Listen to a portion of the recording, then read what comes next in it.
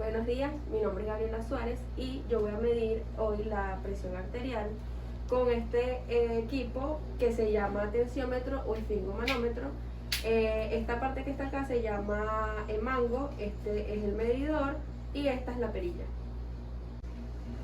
Okay. Vamos a colocar el mango en el pliegue distal del brazo, asegurándonos de que las mangueras estén en el pliegue.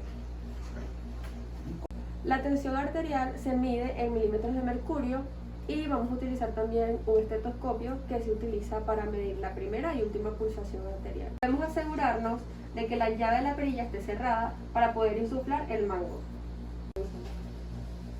Ok, el estetoscopio lo vamos a colocar en el pliegue del brazo y la perilla la vamos a insuflar a 200 o 220 milímetros de mercurio. Una vez que llegue a 200 o 220 milímetros de mercurio, abrimos un poco la llave y dejamos escapar solamente el aire. Vamos a estar muy atentos de la primera pulsación que escuchamos y registramos el número que vemos acá. Dejamos que el mango se desinfle por completo y estamos atentos a escuchar la última pulsación y registramos el número. La primera pulsación que escuchamos se trata de la presión sistólica y la última se trata de la presión diastólica. Cuando hablamos de la presión sistólica hablamos de la tensión alta. Cuando hablamos de la presión diastólica estamos hablando de la tensión baja.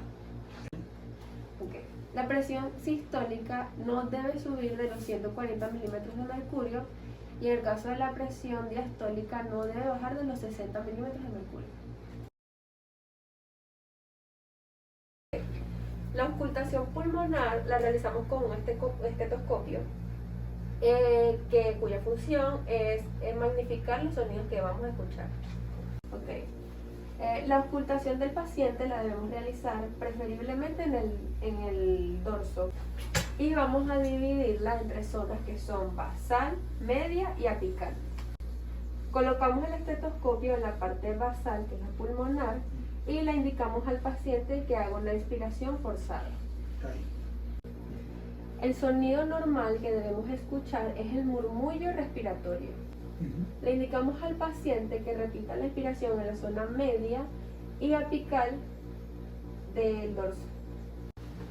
Estamos atentos a cualquier cambio del sonido del murmullo pulmonar, que estos pueden ser roncus, sibilantes o crepitantes.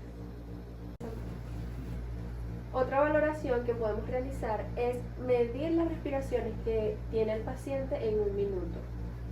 Las pulsaciones las podemos palpar en cualquier zona donde podamos sentirlas y esta es una de ellas. Preferiblemente en la zona radial y vamos a medir cuántas pulsaciones tiene en un minuto. Índice y anular vamos a hacer una ligera presión acá sobre la arteria radial. Vamos a contar cuántas pulsaciones tiene en un minuto, que lo normal son 80. Una pulsación de 60 o menos se le llama bradicardia y una pulsación de 100 o más se le llama taquicardia.